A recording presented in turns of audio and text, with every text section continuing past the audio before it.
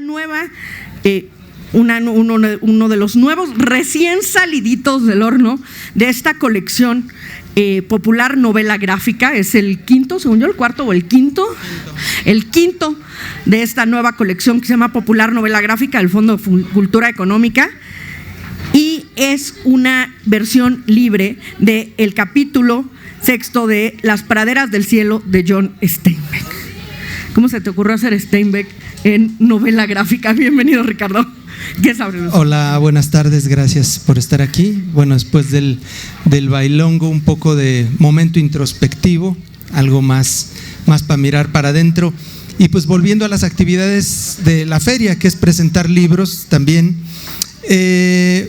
Pues la novela gráfica es el pomposo nombre que agarró la historieta, o antes los monitos. Todo mundo pues ha leído historieta en este país, ¿no? Muchos lectores se hicieron lectoras a través de las historietas, precisamente. Supongo que los de mayor edad, aunque no lo hayan leído, habrán oído hablar de Rarotonga, de Calimán, de, pues por supuesto, el libro vaquero, todas estas historietas, la familia Burrón. Entonces este es un país que lee monitos, este es un país que ha leído históricamente historieta, y en ese marco es que surge esta colección de novela gráfica. Y decía que novela gráfica es el nombre pomposo de la historieta, porque la historieta, ustedes sabrán que tenía muy mala fama, ¿no?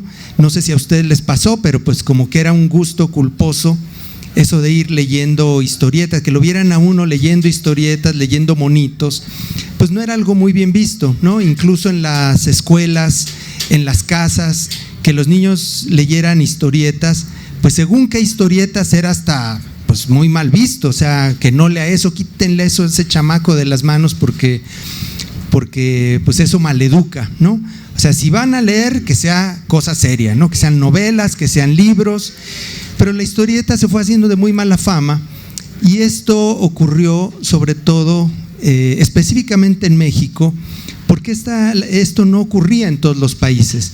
La historieta nace como un arte industria, igual que el cine. En las mismas épocas en las que nace el cine, surge la historieta como lenguaje. O sea, esta forma de contar historias con cuadritos, en donde los personajes hablan con globitos y están estas nubecitas de pensamiento, que uno no sabe en qué momento aprendió a leer historietas, ¿no? Como que quién le dijo a cada quien que cuando uno ve un texto que está en un globito que parece una nubecita, eso no lo está diciendo la persona, sino lo está pensando, ¿no? Entonces, si uno se detiene a reflexionar tantito, la historieta es una forma pues muy complicada de lectura, porque implica leer la imagen, entender los monitos, y leer las palabras y entender las palabras, y juntar palabra e imagen, y además ir leyendo cuadrito con cuadrito, ¿no? Entonces, la historieta se hizo de mala fama en nuestro país por lo que yo llamo un proceso de chatarrización de la cultura popular. O sea, ustedes se acuerdan que hay una gran época de oro del cine nacional, con los grandes actores, las canciones que aparecían en las películas, los grandes directores, los grandes fotocinematógrafos. Entonces se habla de una época de oro del cine nacional, pero también había una época de oro de la historieta nacional. Así como había calidad y variedad de cine mexicano, también hubo calidad y variedad de historieta mexicana. Y eso se fue acabando con los años, como se acabó el buen cine nacional, aquel gran cine nacional. Esa época de oro devino en el cine de ficheras, y acabaron siendo las únicas películas que existían en el cine nacional. ¿Qué pasó con los grandes actores, con esos grandes directores, aquellas grandes películas épicas del cine nacional? Se acabaron, y hubo una época por ahí de los 70, 80, que el único cine mexicano parecía ser el cine de ficheras. O sea, cine de cabaret, cine de cantina, cine de albures, cine de muchachas pechugonas así a punto siempre de enseñar los chones o el escote.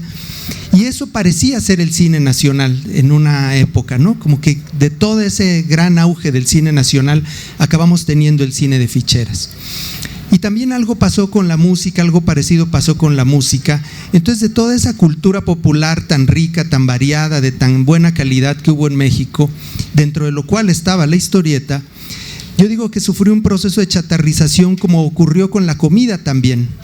Entonces, nuestro cuerpo necesita alimentarse, por supuesto, de buenos alimentos para estar saludable. Pero el intelecto, el corazón necesita alimentarse también de buenos alimentos espirituales, de buena cultura, para ser saludables de la cabeza también, ¿no? Y así como el alimento chatarra ha causado obesidad, diabetes e infinidad de problemas en este país, la cultura chatarra también ha causado ignorancia, desinformación y sometimiento en este país. Entonces yo digo que la chatarrización de la cultura tuvo que ver también con el control político y social que había en nuestro país. O sea, no podía uno votar por el PRI simplemente porque se gastaba un montón de dinero en las campañas, porque se obligaba a la gente a votar por el partido único, sino porque también había todo un aparato cultural que mantenía sometida a la gente, que hacía que la gente consumiera, así como consumimos comida chatarra, también consumíamos cultura chatarra. Entonces, esto era indispensable para que en el país pasara lo que pasó por tantos años.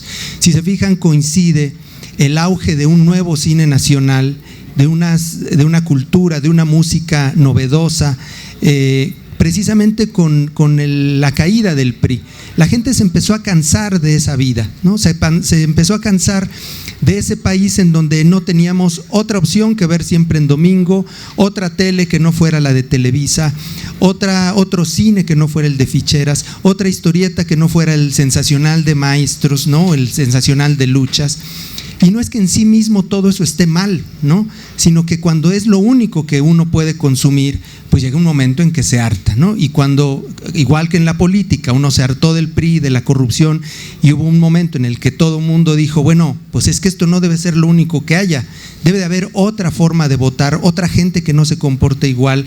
Así también la gente se cansó de la comida chatarra, de la cultura chatarra, y pues ahora tenemos un país que hemos ido construyendo de manera distinta.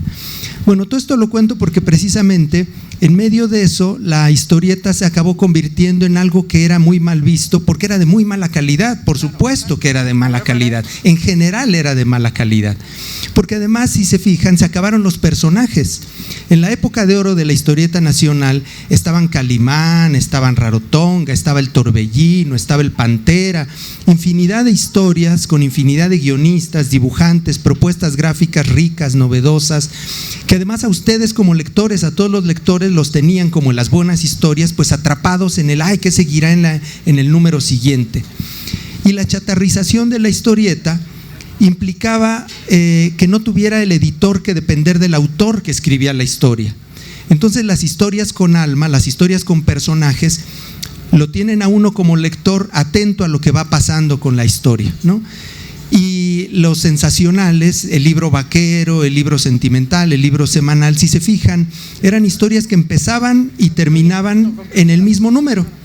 Entonces, eso me garantiza a mí como editor que yo puedo poner a dibujar esta historia a cualquier dibujante, porque el número siguiente lo puede dibujar otro y el siguiente otro. Entonces tengo un montón de dibujantes haciendo historietas. Y no importa que no se encariñen con los personajes, porque los personajes ni existen, ¿no? Los personajes desaparecieron para dar paso precisamente a estas historietas genéricas en donde cada número era diferente y pues uno no se encariña con ese trabajo, ¿no? Entonces, por eso comparo el alimento chatarra con la cultura chatarra, porque es muy buena para hacer dinero. La comida chatarra hace mucha lana. La comida chatarra ha hecho ricos a los empresarios que hacen la comida chatarra. Pero la cultura chatarra también hizo ricos a Televisa y a las editoriales y a las empresas que hacen cultura chatarra. Y durante años nos dijeron además que es que esto es lo que pide la gente, esto es lo que se vende. Pues sí, pero no te importa que eso no sirva, no te importa que eso enferme a la población. Pues no, porque a mí me da lana, o sea, si esto me da a ganar y a ganar mucho, pues padrísimo, a toda madre, ¿no? Pues vamos haciendo lana, de eso se trata, ¿no? De hacer lana, claro, privilegiando la ganancia. Entonces, pero la cultura es otra cosa. O sea, ustedes les parece bien ver que suben de peso o ven que su familia se enferma, que hay diabéticos y demás. Bueno, pues en la cultura pasaba lo mismo. Bueno, todo esto ¿qué nos trae? A un México que estamos viviendo en donde todo se quiere transformar, y parte de eso es la cultura, ¿no? Ustedes ven que ahora ya podemos escuchar otras cosas, hay otros noticieros, hay otra gente que opina, ya muchas personas no se creen las noticias de la noche de los canales comerciales, ya buscan otras fuentes de información, y también otro consumo cultural. Digo, no es por hacer aquí el comercial ni el aplauso, pero la Brigada Paralela en Libertad en ese sentido lleva años precisamente pugnando porque esta forma de cultura, una cultura que ofrezca otras cosas, otras lecturas, otras alternativas, otras charlas, otra música, esté accesible a la gente, ¿no? A la gente que va pasando a la calle.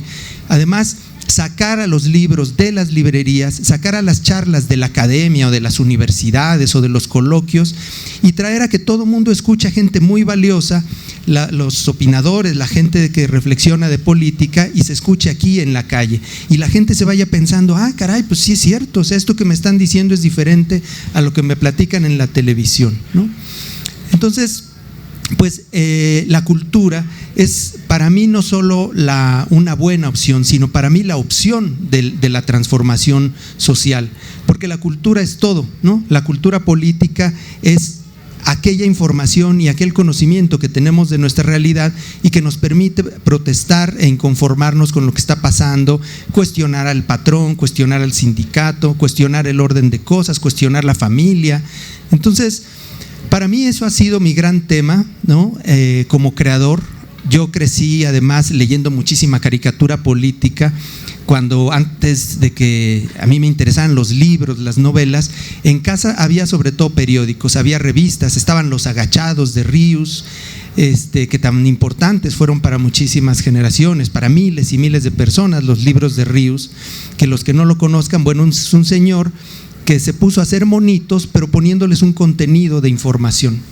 Entonces este señor inventó la historieta didáctica, ya falleció, pero pues es una institución en este país porque transformó la cabeza de un montón de gente, y a través de los muñequitos, de los monitos, de las historietas.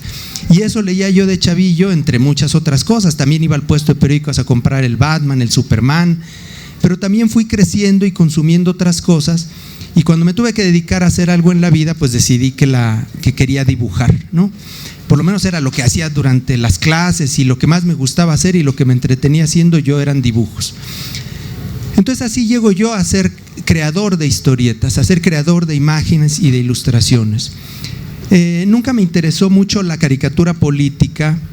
A mí me entristecía ver que me encantaba la caricatura política de Helio Flores, de Naranjo, todos estos caricaturistas extraordinarios, que sin embargo a mí me daba coraje que se murieron muchos. Naranjo, por ejemplo, que es un personajazo, una persona que dibujaba extraordinariamente bien y que hacía unos cartones políticos maravillosos, ácidos, supercríticos de la realidad política nacional. Y durante toda su vida él se murió sin ver el cambio en este país. Él se murió viendo que seguía gobernando el PRI, que luego vinieron las panistas, que fueron casi que peores o empeoraron mucho de lo que ya de por sí estaba mal. Entonces yo decía, bueno, ¿de qué sirve la caricatura política si no transforma, ¿no? Sí, nos hace reír, nos burlamos de esos rateros, de esos ladrones, pero no transforma, no ayuda a transformar. Digo, sigo apreciando y siempre he apreciado la caricatura política, pero yo personalmente por eso no me quería dedicar a eso. Me parecía mucho más valioso lo que hacía precisamente Ríos, porque se tomaba el tiempo de explicar con más detalle las cosas, le metía más información. El Fisgón en la revista El Chamuco ha hecho muchísimo también esa labor de difundir mensajes, información y crítica. Helio Flores, en fin, son gente pensante y son gente que aporta muchísimo a la transformación de la sociedad. Pero yo creo que también hay otra forma de militar, también creo que hay otra forma de cambiar el país, y es a través de la cultura. A través de la cultura, de los libros infantiles, de otro tipo de lecturas, de cosas que nos hagan pensar, que nos hagan sentir, que nos hagan preguntarnos sobre todo cosas. Yo he sido ilustrador toda mi vida, desde que trabajo de ilustrador profesional, sobre todo de libros para niños. He publicado en revistas y en todo tipo de publicaciones, pero lo que más me gusta hacer son ilustraciones para niños. Precisamente en las colecciones para niños del Fondo de Cultura Económica llevo publicando ya bastantes años libros de escritores de otros países, incluso de México también, y pongo imágenes a esos libros. Y me parece importante que Vientos la infancia… del pueblo, ¿no? Vientos del pueblo, digo, ahí voy en cronológicamente y ya voy llegando a los vientos del pueblo. Pero a mí me parece importante que así como tenemos que alimentarnos de buenos alimentos, siguiendo con esta comparación de la comida chatarra, así como tenemos que nutrir nuestro cuerpo con alimentos de buena calidad, también tenemos que nutrir nuestra alma y nuestro corazón y nuestro cerebro de materiales de calidad. Y a mí me parece especialmente importante el trabajo que tenemos la gente que trabaja para la cultura infantil, porque siguiendo, digamos, la lógica del lema de este gobierno, que es por el bien de todo, primero los pobres, con el cual estoy de acuerdo, yo diría que un buen eslogan para la campaña del sexenio siguiente sería: ahora, por el bien de todos, primero la infancia. Porque en los niños es donde se construyen los ciudadanos del futuro. Porque me parece estratégico de seguridad nacional atender a la infancia y procurar que el consumo cultural aumente de calidad y el consumo cultural de la infancia en particular sea de gran calidad. Porque se trata de construir ciudadanos conscientes, críticos, libres, inteligentes, sanos de cuerpo y alma, ¿no? Y por eso mi tema y mi interés ha sido siempre trabajar en esta área de la cultura, en general en la cultura, pero en la cultura infantil en particular. Uno de los autores que a mí me gusta más es John Steinbeck, que es un escritor norteamericano, y me gusta porque sus novelas, sus narraciones están llenas de este acercamiento a lo que para mí es el problema fundamental de la sociedad, y ni siquiera de la sociedad mexicana, sino de la sociedad, de todas las sociedades del mundo.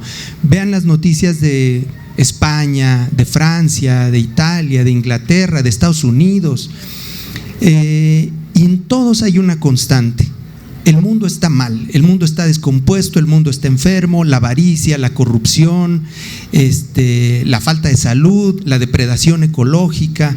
Los problemas nos rodean a todos y todos son los mismos problemas para todos. Por supuesto, la polarización de la que tanto se habla.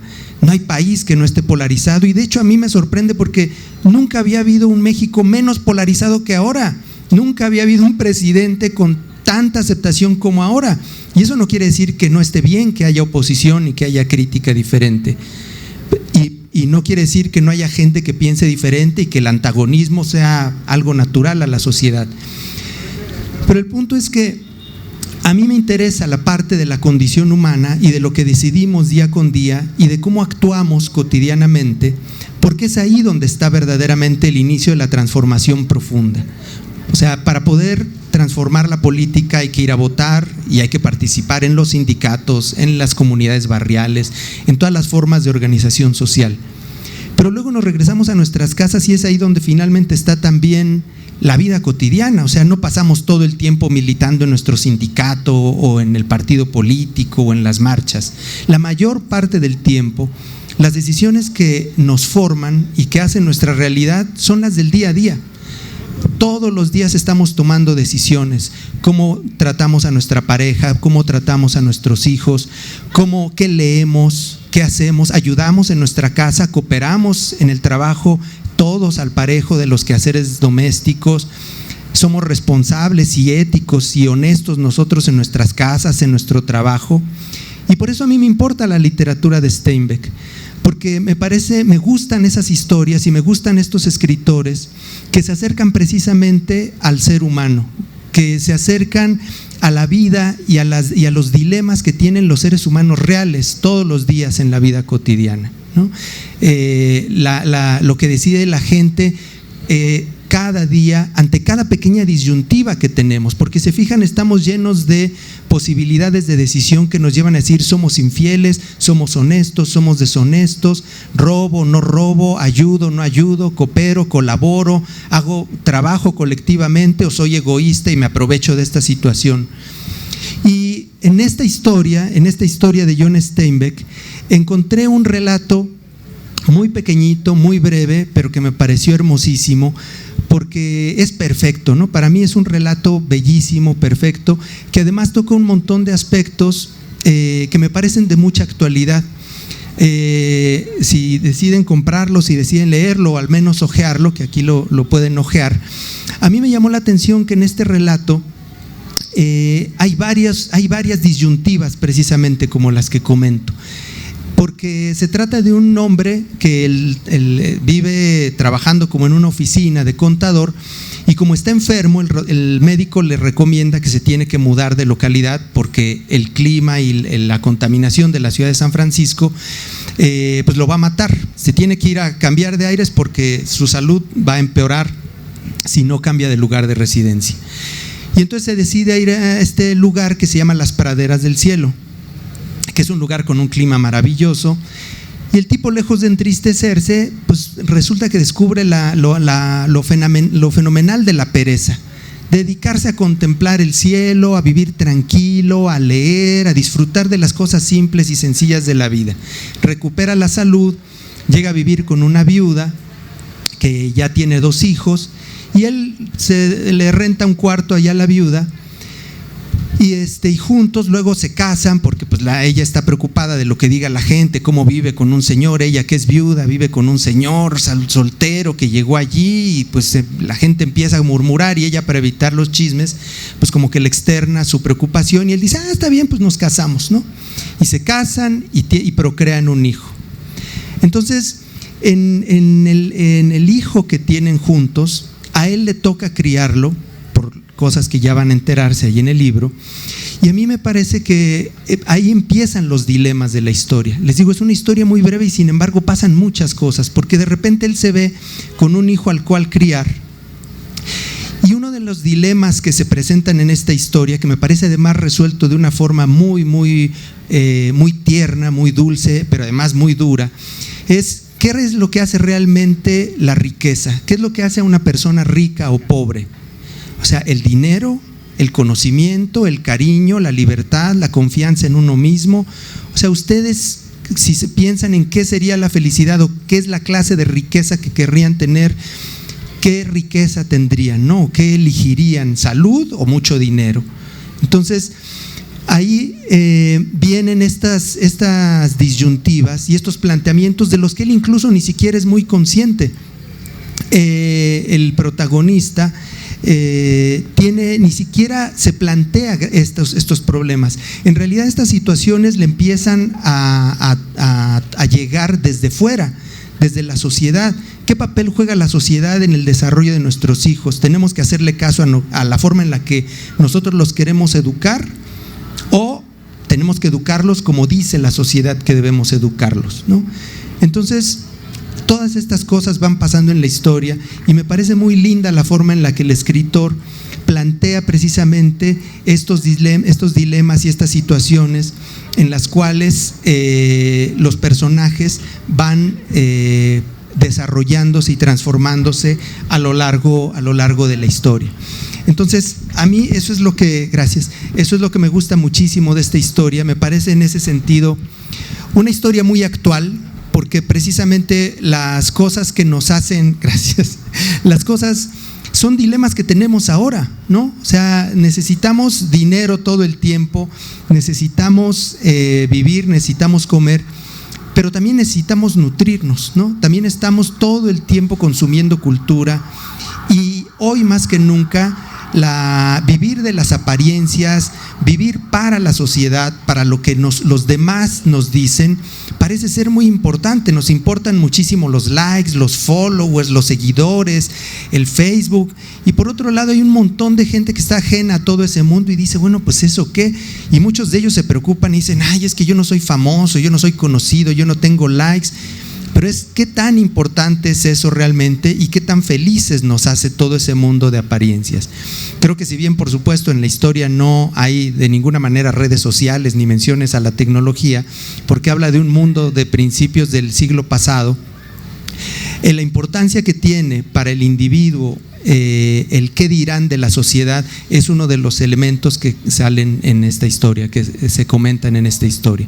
Entonces, bueno, pues eso me lleva a esta historia, a decidir poner en imágenes, porque además yo decía, es que esta historia la tiene que leer alguien más, ¿no? No es lo mismo que yo la recomiende a que le ponga dibujitos y la haga también accesible a otros lectores y pueda poner a actuar a los personajes, que es lo que a mí me fascina de dibujar historietas. Poder hacer que los personajes actúen, imaginarme yo a cada uno de los personajes, ponerles cara y pues divertirme haciéndolos. Es una forma también para mí de homenajear esta historia y a este escritor.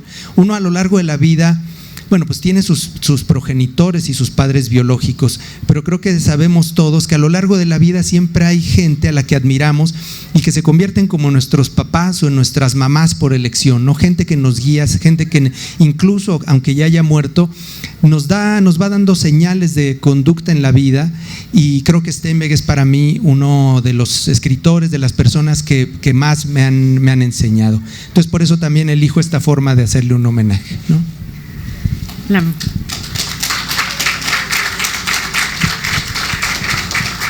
La verdad es que cuando me enteré que estabas haciendo una adaptación de Steinbeck, dije, en la torre en la que se metió, ¿no? Porque pensaba, no sé, en Las uvas de la ira, ¿no? Como los grandes novelas que yo dije, hijo, mano, en la que se metió Peláez, a ver cómo sale de esta, ¿no? Y me da gusto el que nos enseña es una historia diferente, ¿no? O sea, no la clásica, las que todo mundo hubiera ido a buscar un libro de Steinbeck. Y esto que decías, me gustó mucho esta idea de los padres, ¿no? De cuáles son como los padres que te formaron, adoptivos, ¿no? Que te formaron sentimentalmente, como lo llama Paco, ¿no? En esa formación sentimental, ¿no? Que es mucho más cercana y que vas construyendo a través de la vida. Pero yo creo que hay una parte que a mí me gusta mucho, que es la formación visual para llegar a ser un pintor, ¿no? Yo pensaba, cuando te estaba escuchando hablar sobre los monitos, sobre las historietas, sobre la chatarrización de las historietas en México, y yo decía, qué chistoso, los políticos que más admiro fuera de México, políticos europeos, políticos latinoamericanos que más admiro, siempre hacen relación de los libros que los formaron políticamente de chavitos, siempre hacen relación a alguna historieta, ¿no? O sea, desde los europeos que te cuentan Paracuellos, o que te cuentan Corto Maltés, ¿no? O a lo mejor Osterberg, ¿sí? Oesterheld, el guionista argentino. ¿No? El guionista. Y me sorprendía mucho porque de verdad todos estos políticos tenían una base de cómic, ¿no? Que los había formado. Y yo decía, ¿y en México dónde está? Es muy chistoso. Tenemos una base de moneros que hacen cómico político, pero no tenemos políticos que lean cómic, ¿no? Yo decía que, no, pues, sobre todo porque en México les tocan los madrazos, ¿no? O sea, seguro que les cae una pedrada, ¿no? Pero me extrañaba mucho eso y me quedé pensando y dije, qué chistoso. ¿Y cómo nos recuperamos? Porque en este momento, perdón, pero los dibujantes de cómic mexicano están a la altura de los mejores del mundo, ¿no? O sea, pasamos del libro vaquero a tener dibujantes como los directores de cine. Exacto, están a la altura lugares, de los mejores, ¿no? Del mundo, sí.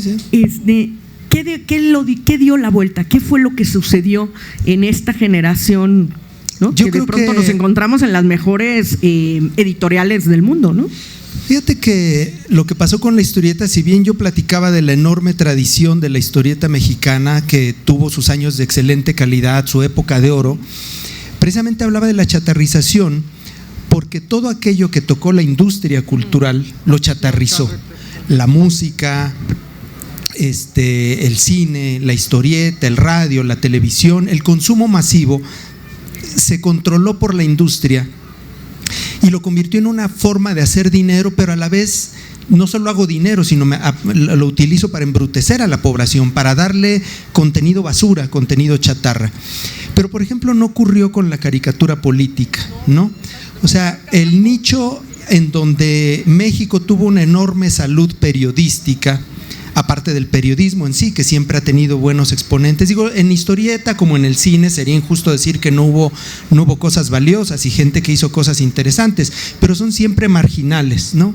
Tenemos a Arturo Ripstein, en fin, a muchos cineastas que incluso en las épocas más oscuras del cine nacional estaban allí, ¿no? Como la flamita que mantiene la calidad y el compromiso ético, ¿no? Ni siquiera político, sino ético, con hacer productos culturales de buena calidad. Lo mismo en la historieta, actores, en fin. La cultura mexicana siempre ha tenido una pequeña salvaguarda, digamos, de calidad, ¿no? Hablo en general de lo que pasó con la gran industria, ¿no? Y la caricatura política, por su condición misma crítica, de ser allí el mosquito en el oído de los políticos tranzas y corruptos. Y Ríos, por ejemplo, del que les hablaba hace un momento, a él le hicieron un simulacro de fusilamiento, ¿no? Él tenía su revista de los agachados, en donde criticaba al PRI y a toda la derecha y a los políticos corruptos y a las empresas corruptas y demás. Y Ríos, que se volvía una piedrita en el zapato porque era muy leída su revista, su material era seguido por muchísima gente, y tenía mucho público lector, pues de repente deciden darle un escarmiento y lo detienen y lo llevan a no sé dónde y le hacen un simulacro de fusilamiento como para que, oye, bájale, porque pues como que tus monitos sí, jajaja, pero pues como que deja de estar molestando, ¿no? Y así le hacían con toda la crítica que se hacía al sistema. Entonces, en la caricatura política, por esta misma condición crítica que tenía, se mantuvo una calidad, ¿no? Crítica, una calidad dibujística. Rogelio Naranjo, Helio Flores, no eran muchos tampoco, pero tenían una calidad extraordinaria, ¿no? Entonces yo creo que eso fue lo que pasó, que realmente era muy importante cooptar todo, ¿no? Un control total. Por eso le llamaron la dictadura perfecta a la época priista, porque lograron que por medios pacíficos se mantuviera el control social y político, mantener aplastada y controlada la sociedad sin necesidad de mayores violencias. Obviamente que cuando hizo falta la violencia, pues la ejercieron sin ninguna pena, y pues por eso hay tantos asesinatos en Guerrero, en Oaxaca, en Chiapas, en los estados más inconformes con la realidad política priista.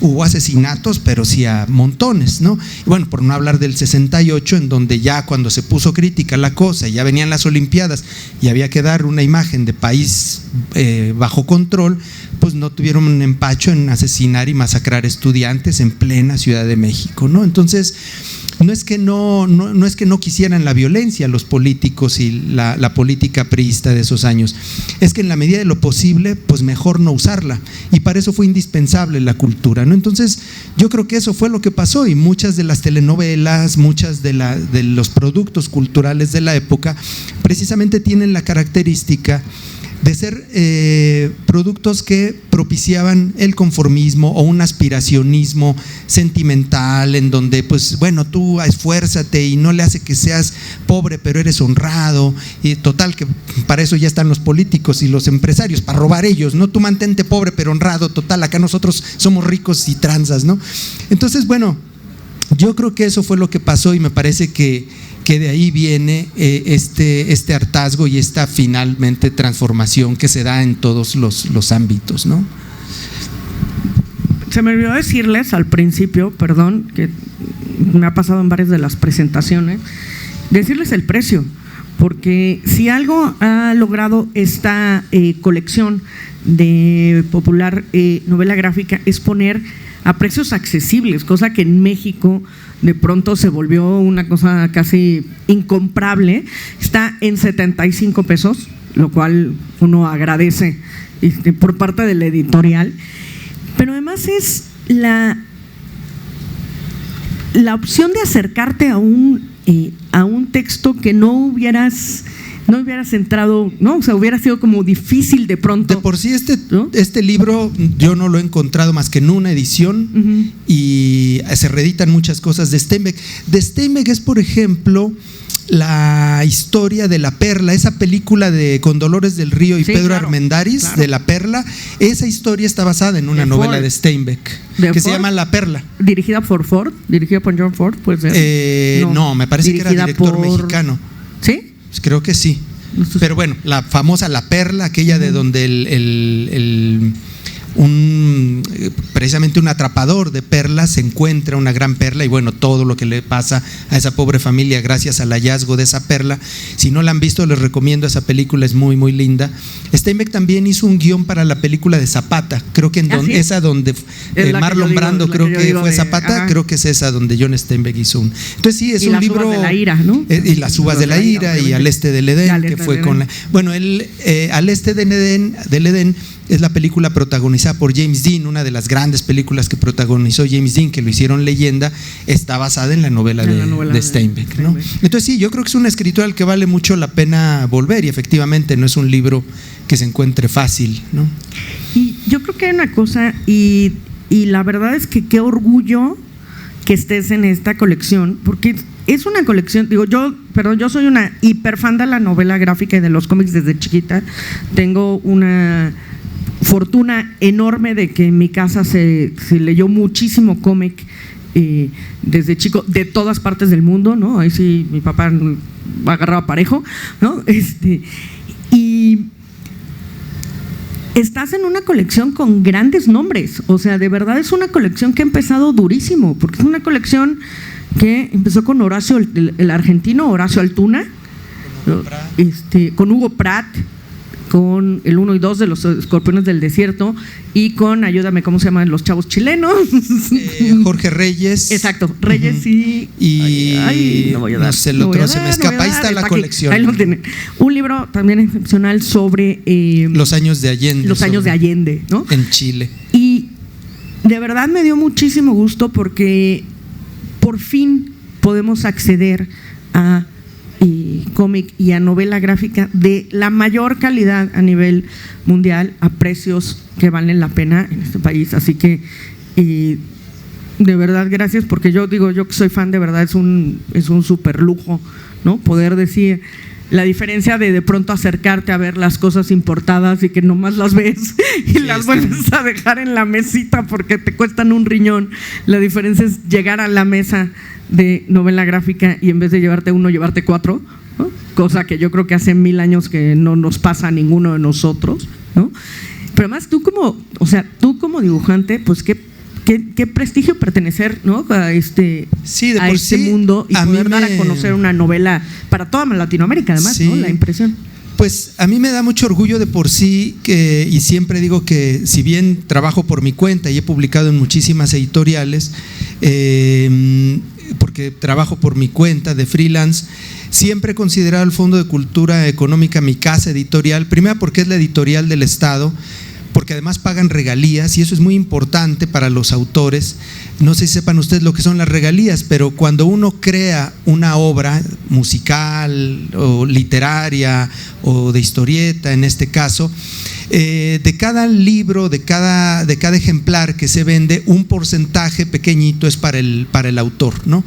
Entonces, no todas las editoriales lo hacen. A los viejos historietistas de esta época de las que les estoy hablando, de los sensacionales y del libro vaquero y demás, eran trabajadores de la cultura sumamente explotados. Las editoriales hicieron muchísimo dinero con eso y ni siquiera lo compartieron con los autores. Muchos de ellos vivieron medio en jauja en la época en la que les iba bien, pero luego sin ninguna prestación, jamás recibieron regalías, a pesar de que se vendían millones de ejemplares. Entonces, el hecho de que el Fondo de Cultura Económica sea una editorial responsable con sus autores y les pague lo que corresponde como autores de las obras que ellos publican es muy importante. Y me parece que además representa una de las mejores cosas que ha tenido este país y con las cuales el neoliberalismo no pudo terminar del todo. Y es así como desmanteló lo más que pudo el sistema educativo y el sistema de salud y el sistema cultural público y demás, hubo cosas que medio resistieron ahí y medio agonizando, medio batallando contra corriente. Bueno, la escuela pública aún existe, ¿no? Aunque le esté yendo terrible. La salud pública aún existe, aunque le haya ido terrible. Todo eso se está tratando de recuperar porque es público, porque por eso pagamos todos. Y entonces por eso en ese sentido el Fondo de Cultura Económica y su labor editorial me parecen fundamental, ¿no? También está la colección Vientos del Pueblo, de la que estoy muy orgulloso en participar, que son estas publicaciones pequeñitas de precio muy accesible, de 11, 12 hasta 18, 20 pesos máximo, que son pequeños materiales de lectura totalmente de bolsillo, porque uno los puede hacer rollito y echárselos a la bolsa, el pantalón o a la bolsa, las chicas, y leerlos en el camión y compartirlos. Entonces, y también son ilustrados, ¿no? Con lo cual el Fondo de Cultura también está buscando que la imagen esté asociada a los libros de una manera importante con estas dos colecciones, porque leer imágenes también es muy importante, ¿no? Leer imágenes no solo no es cosa de niños nada más, que esa es como la fama que tenía, ¿no? Ay, si lees monitos, o eres medio analfabeta, o eres no sabes leer, o eres de los que leen monitos. Necesitas monitos para entender la historia. Claro, ¿no? O eres niño o eres un adulto que no lee libros serios porque tú lees dibujos con muñequitos. Y la verdad es que es una tara, ese pensamiento es una tara que afortunadamente se ha ido acabando, porque si ustedes son visitantes asiduos de las ferias del libro, se darán cuenta que cada vez hay más libros para adultos con imágenes, y con imágenes de gran calidad. Entonces, por eso también es importante que el trabajo de los ilustradores y de la novela gráfica y de la narrativa gráfica, de los cuentos ilustrados, de los libros álbum, tengan muy buena calidad. Y la verdad es que el Fondo de Cultura es una de las editoriales que mejor catálogo de libros ilustrados tiene en nuestro país, y además a un precio muy, muy accesible. Si ha habido nichos de guerrilla o de resistencia cultural en este país que se han mantenido a lo largo de los años, a pesar de los gobiernos neoliberales y de los gobiernos privatizadores, ha sido el Fondo de Cultura Económica, ¿no? En todos lados, en realidad, ha habido gente que ha hecho su esfuerzo por mantener la llama, digamos, de la importancia de lo público y de lo social en este país, y el Fondo de Cultura Económica, pese a todos los trabajos del neoliberalismo y de la privatización, ha mantenido precisamente en la colección de libros para niños, ha trabajado mucha gente también que ha hecho fomento lector. Entonces, que ahora haya posibilidad de que Paco Taibo, que está dirigiendo ahora el Fondo de Cultura Económica, esté retomando el trabajo guerrillero que se ha hecho en muchos lados, y desde el Estado se propicie esa labor colectiva, pues me parece fundamental. De hecho, un antecedente que no todo mundo conoce de la trayectoria como gestor y como funcionario público de Paco Ignacio Taibo es su paso por la Dirección General de Publicaciones de la SEP, en donde el Taibo dijo en esos años: bueno, en este país se leen historietas y se leen monitos, pues vamos haciendo en los 80, a principios de los 80, cuando ni México era el que era, aunque ya estaba muy mal muchas cosas, ni Paco Taibo era el que ahora es tampoco, ¿no? Como personaje y con la trayectoria literaria y demás. Y desde su condición de pequeño funcionario ahí en la Dirección de Publicaciones, dijo: bueno, si en este país se leen historietas, vamos haciendo historietas para todo público. Y se dio a la tarea de sacar varias colecciones que compitieran con la historieta de puestos de periódicos comercial que había en ese momento, y sacó una colección de historietas para jóvenes, una colección de historietas que compitieran con el libro vaquero, unos libritos chiquitos del mismo tamaño de las historietas de sensacionales, pero que se llamaban novelas mexicanas ilustradas. Ay, Chihuahua, esa no sabía, esas no me suenan. Y sacó una colección. En México, Historia de un Pueblo, ¿no? Que es la gran no, eso es aparte, y era para más adultos y como para público más universitario. Pero esta colección era del mismo tamañito, pequeñito, de los sensacionales, y eran adaptaciones a historieta de grandes novelistas mexicanos, y ahí estuvo cosas de Ibargüengoitia, de Fuentes, de José Mancisidor, los de abajo de Mariano Azuela, montones de títulos.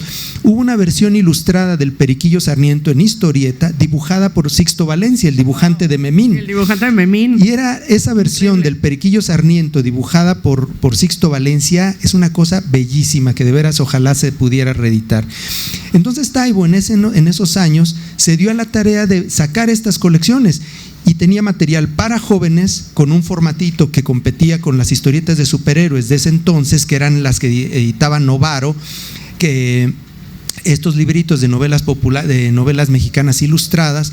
Estaba una revista como que traía los trabajos de mayor vanguardia de la historieta en el mundo en ese entonces, en lo que se estaba haciendo en Argentina, en España, Bronca. en Europa, Sniff, antes de Bronca. Antes de Bronca, claro. Entonces, y México, Historia de un México, Pueblo, que Historia de eran un unos Pueblo. álbumes a colores. Esos si los encuentran valen oro, ojo. Les Aviso. recomiendo que vayan a las librerías de viejo y busquen esos de México, Historia de un Pueblo. En muchas librerías de viejo aquí Sí.